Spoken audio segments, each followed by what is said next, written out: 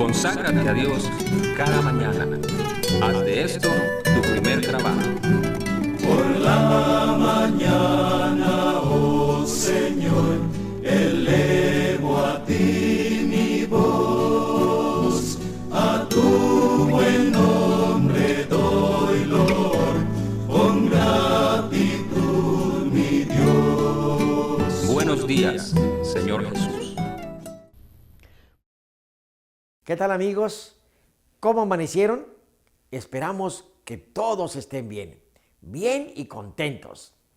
En este día pidamos al Señor Jesús que nos ayude a ser la sal de la tierra para poder dar sabor a nuestro mundo. Pidamos que obre en nosotros para hacer de este mundo un mejor lugar. Bienvenidos a su programa Buenos días, Señor Jesús.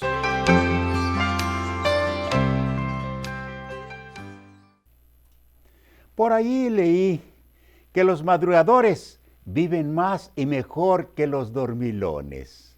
Felicito a mis hermanos, hermanas y amigos que se levantan temprano para unirse al círculo de oración y estudio que rodea al mundo. Pues a través de los medios electrónicos como son el internet, la televisión por cable, el canal 3 ABN Latino y el canal 8 de Vallevisión, llegamos a muchos lugares. Un saludo cálido a los hermanos del sur de México y de Centroamérica. Les anuncio que dedicaremos un tiempo para estudiar las bienaventuranzas. Son las recetas de Jesús para alcanzar la felicidad presente y la dicha eterna. Y son la introducción al Sermón del Monte. Vamos a San Mateo 5, del 1 al 3. Viendo la multitud, subió al monte y sentándose, vinieron a él sus discípulos y abriendo su boca les enseñaba diciendo: Bienaventurados los pobres en espíritu, porque de ellos es el reino de los cielos. Detengámonos para orar. Gracias, Señor, porque nos abres el camino de la verdadera felicidad, dándonos recetas para lograr la alegría presente y la dicha eterna. Ayúdanos a comprender las bienaventuranzas y aplicarlas a nuestras vidas. Por Jesús nuestro Señor lo pedimos. Amén. En un viaje de estudio a Tierra Santa, con un grupo de pastores, llegamos al lago de Genesaret, conocido también como Mar de Tiberíades, nombre que le puso Herodes el Grande, en honor a su protector, el emperador romano César Tiberio. Subimos a la colina en donde está la piedra en la que Jesús se sentó. Ya no está al natural, porque han construido sobre ella una iglesia. Pero desde ese sitio se puede ver una magnífica vista al lago, y las colinas que lo rodean forman un teatro natural, en donde la gente se sentó o se recostó para oír el sermón más famoso del predicador más grande de todos los tiempos. Las bienaventuranzas son un cambio de paradigmas o reglas para alcanzar la anhelada felicidad que todos los seres humanos buscamos. Y todas chocan con la forma en que la mayoría de la gente trata de ser feliz, pues casi todos relacionan la felicidad con la riqueza y el poder y creen que el dinero es el remedio de todos los males. Pero la primera bienaventuranza echa por tierra esta idea. El Divino Maestro gritó desde aquella colina y su voz resonó como clarín en los oídos de la multitud. Y su eco sigue vibrando y llega hasta nosotros, que nos toca vivir en los últimos días de este mundo.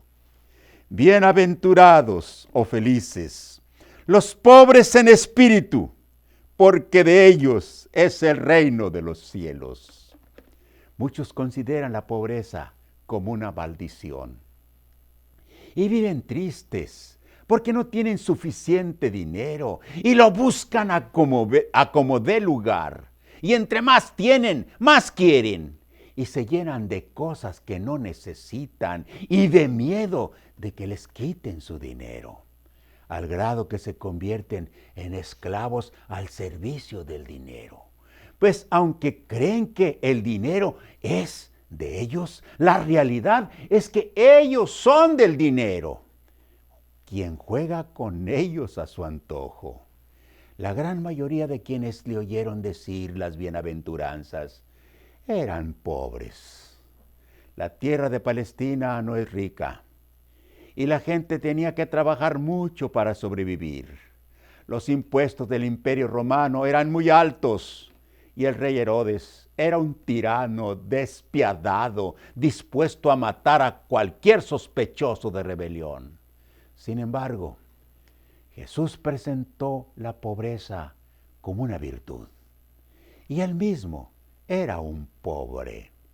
Cuando Judas, el único discípulo al que no invitó, fue a darse de alta con el predicador callejero que hacía milagros de curación maravillosos, Jesús leyó sus ambiciones. Judas miraba al joven líder como el futuro rey de Israel y por eso se unía a su equipo. Jesús no lo rechazó, pero le dijo en San Mateo 8, 19 y 20. Y vino un escriba y le dijo, un escriba era una persona preparada, lo que ahora es un licenciado. Maestro, te seguiré a donde quiera que vayas. Jesús le dijo, las zorras tienen guaridas y las aves del cielo nidos, mas el Hijo del Hombre no tiene dónde recostar su cabeza. Aquella mañana, el pobre dijo a otros pobres, bienaventurados los pobres en espíritu, porque de ellos es el reino de los cielos. Por lo general, los ricos del mundo se olvidan del reino de los cielos. Hacen su propio reino aquí y viven como si no hubiera un cielo que alcanzar y un infierno que evitar. Pero no les importa el futuro.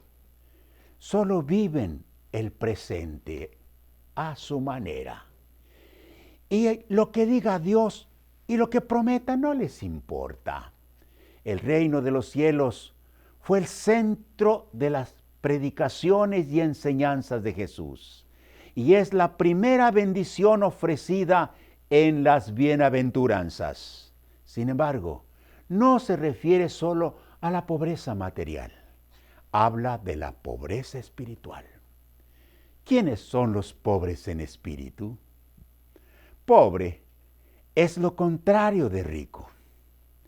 El pobre siente sus carencias y necesidades. Se da cuenta que no está bien y busca la forma de estar mejor. Por el contrario, el rico es el que tiene lo que quiere. Está satisfecho y orgulloso por lo que es y por lo que tiene. En Apocalipsis 3, 17 y 18, presenta a la iglesia de Laodicea, la última de la historia, como el sinónimo del rico espiritual satisfecho con lo que es. Porque tú dices, yo soy rico y me he enriquecido y de ninguna cosa tengo necesidad. Y no sabes que tú eres un desventurado, miserable, pobre, ciego y desnudo. Por tanto, yo te aconsejo que de mí compres oro afinado en fuego para que seas hecho rico y vestiduras blancas para vestirte y no se descubra la vergüenza de tu desnudez y unge tus ojos con colirio para que veas. Hay millones de cristianos satisfechos. Creen que son ricos con lo que ya tienen y no sienten la necesidad de un cambio de vida. Pero ante los ojos de Dios son pobres, miserables, ciegos y desnudos. La solución es acercarse a Dios, entregarle la vida, y a cambio de una vida sin sentido y sin propósito, Dios ofrece oro afinado en fuego. El oro es el símbolo del amor de Dios. También ofrece vestiduras blancas. Estas son el símbolo de la justicia y el perdón que solo Dios puede dar. Y la tercera promesa a los que reconocen su pobreza espiritual es el colirio para curar la ceguera. El colirio es el símbolo del Espíritu Santo que nos ayuda a ver las cosas en su verdadera dimensión. Mi amigo, mi hermana y mi hermano, haz una evaluación de tu vida personal. Si eres rico en bienes materiales al grado que te has olvidado de Dios, pregúntate, ¿por cuánto tiempo vas a tener lo que tienes? ¿A quién le vas a dejar cuando te vayas? Piensa en tu vida espiritual. ¿Crees que eres rico o rica al grado que no sientes la necesidad de mejorar tu relación con Dios? Si crees que no necesitas cambios en tu vida, puedes estar en una situación peligrosa. Pues Jesús dijo: bienaventurados los pobres en espíritu, porque de ellos es el reino de los cielos. Oremos. Bendito Padre, reconocemos que necesitamos de ti, como el siervo necesita el agua para calmar su sed, como el hambriento necesita el pan para saciar su hambre. Te rogamos, Señor, que nos des la necesidad de buscarte cada día, de tratar de entender mejor tus planes y propósitos y de permitir que tu Santo Espíritu haga los cambios necesarios en nuestras vidas. Por Jesús nuestro Salvador lo pedimos. Amén.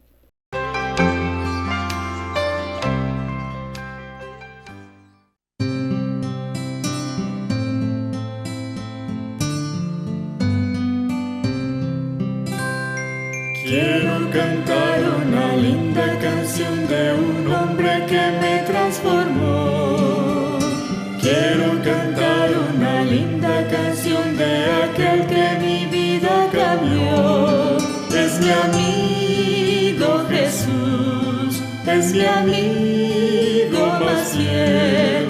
Él es Dios, Él es Rey, es amor y verdad. Solo en Él encontré esa paz que busqué. Solo en Él encontré la felicidad. Cuando Jesús a mi alma llegó, esa paz, ese gozo me dio. Quiero que sepas que ya tú también puedes gozar de su gran amor. Si te entregas a Él, si creyeres en Él, su amor te dará y con Él vivirás como yo. Cantarás esta linda canción y su amor compartirás a la humanidad.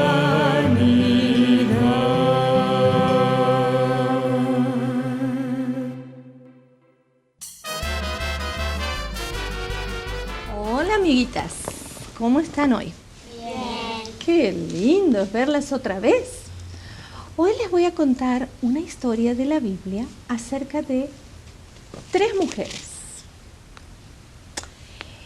Había una época en que faltaba la lluvia y había mucha hambre en la tierra. Entonces, una señora que se llamaba Noemí tenía a su esposo y ellos vivían en una tierra. Como no había comida, no había alimento, decidieron irse más lejos a la tierra de Moab, donde ahí había alimentos y ellos podían tener lo suficiente para su familia. Ellos tenían 2 hijos varones. Entonces se fueron, dejaron a toda su familia en esta tierra donde vivían, se despidieron de todos y se fueron a una tierra que no conocían, a una tierra que estaba lejos. Esta tierra se llamaba Moab. Ahí vivió Noemí con su esposo y sus 2 hijos varones. Crecieron los hijos, pero ¿saben? El esposo de Noemí se murió y ella se quedó viuda, se quedó sola con sus 2 hijos varones. Pero ahí tenían alimento y trabajo, extrañaban mucho a su familia que estaba lejos y no podían ir a visitarlos. ¿Ustedes tienen familia lejos de aquí, de McAllen? Sí, ¿verdad? ¿Y la ven seguido? Más o menos. A veces podemos ir a visitarlos. Nosotros tenemos familia en Dallas y está lejos Dallas, por ejemplo. Y nos gusta ir a verlos y siempre los extrañamos y extrañamos a nuestra gente. Bueno, así le pasaba a Noemí con sus 2 hijos. Pero los hijos crecieron, conocieron 2 señoritas de esa tierra con las que se casaron. Estas jovencitas no amaban a Dios, pero aprendieron a conocer a Dios a través de las enseñanzas de Noemí y de sus esposos. Pero saben, pasaron unos pocos años y los muchachos también murieron. Y ahora se quedaron solas Noemí y sus 2 nueras. Una de ellas se llamaba Orfa y la otra se llamaba Ruth. Las 3 mujeres se quedaron solas. Noemí estaba muy triste porque ahora ya no estaban sus hijos, no estaba su esposo. Ella extrañaba mucho a su familia donde habían quedado y pensó, yo me voy a volver a mi tierra. ¿Qué me voy a quedar haciendo acá? No tiene sentido que me quede en esta tierra donde no conozco a nadie, ya no tengo a mi esposo y no tengo a mis hijos. Me voy a regresar a mi tierra. Y así es que se preparó toda su ropa, acomodó sus cosas y les habló a Ruth y a Orfa y les dijo, ustedes pueden regresar con sus padres y quedarse con ellos. Yo voy a regresar a mi tierra y ustedes se pueden volver con su familia. Y las 2 le dijeron, no, Noemí, queremos acompañarte, queremos ir contigo, queremos hacer todo este viaje e ir a conocer a tu familia. Pero Noemí les dijo, no, ustedes tienen que regresar con los suyos porque no tiene sentido que vengan conmigo. Entonces empezó su camino y se despidió de Orfa. Lloraron, se abrazaron con Noemí, con Ruth, y Orfa se regresó hacia la casa de su familia y de sus padres. Pero Ruth le dijo, Noemí, no me pidas que te deje, no me pidas que te deje, yo quiero ir contigo a donde tú vayas, yo iré. Tu Dios será mi Dios, tu pueblo será mi pueblo, yo quiero ir contigo. Entonces Noemí se dio cuenta que Ruth realmente la quería mucho. La quería tanto que estaba dispuesta a dejar a toda su gente, a toda su familia, para irse con ella a un lugar que no conocía. Así que dejó que la acompañara. Y viajaron mucho hasta que llegaron a la tierra de Canaán. Pero no tenían nada para comer, no tenían alimentos, no tenían trabajo, eran 2 mujeres solas. Y ustedes saben que en esa época en Israel había una costumbre. Era la época de segar, de cosechar los granos, de sacar las espigas. Entonces en cada campo la costumbre era que los granos que se caían se quedaban en el suelo y la gente pobre iba y los recogía. Entonces Noemí le dijo, había un campo por ahí cerca que era de un familiar del esposo de Noemí, un hombre que se llamaba Booz. Entonces Noemí le dijo a Ruth, ¿por qué no vas a ese campo y recoges las espigas que están en el piso, en el suelo, y traes para que podamos tener alimento, los granos y las espigas? Y eso fue lo que hizo Ruth. Ruth amaba mucho a Noemí, por eso la siguió hasta ese lugar. Se fue a ese campo y empezó a juntar todos los granos y las espigas que estaban en el suelo. Y ese día se llevó muchos a la casa con Noemí para poder cocinar, para poder hacer el pan y los alimentos. Muchos cereales se llevó ese día. Y así hizo al día siguiente. Uno de esos días, el dueño del campo, Booz, pasó por ahí y vio a una jovencita diferente. Entonces le preguntó a uno de sus siervos, ¿quién era? Él le dijo que era la nuera de Noemí, que había venido con ella desde la tierra de Moab. Entonces Booz habló con Ruth y le dijo que ella podía recoger las espigas todos los días y que si alguna vez tenía sed podía ir a tomar del agua que había en los cántaros donde todos los siervos podían tomar agua. Y ahí empezó a conocerla y a interesarse en ella. Tanto fue así que fueron pasando los días. Ruth volvía a su casa con Noemí cada vez trayendo más granos y trayendo más espigas, y de esa manera podían tener para alimentarse. Se querían mucho. Ruth y Noemí se querían mucho, mucho. Entonces, un día, Boaz le propuso casamiento a Ruth y se casaron. Hoy Noemí estaba tan feliz porque Ruth había podido casarse nuevamente.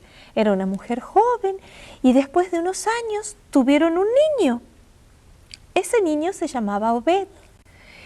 Y ahora sí que Noemí estaba tan feliz porque era abuela y podía distraerse todos los días con un niñito a quien ella cuidaba, a quien ella atendía, le daba de alimento, y toda la familia volvió a ser feliz nuevamente.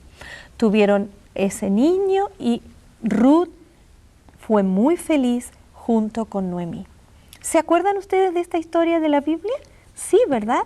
Es una de las historias más lindas que hay en la Biblia.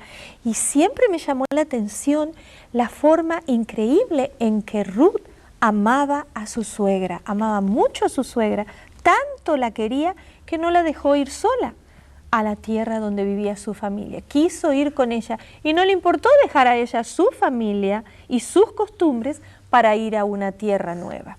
Esa es una historia que siempre vamos a acordarnos. Hasta la próxima, niños.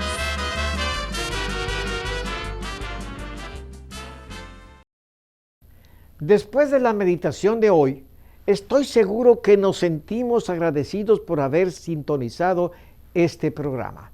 En pantalla se nos muestran los capítulos de la Biblia para leer el día de hoy. Si usted está siguiendo esta guía, terminará de leer la Biblia en un año. Les deseo un feliz día y les espero para la reflexión del día de mañana.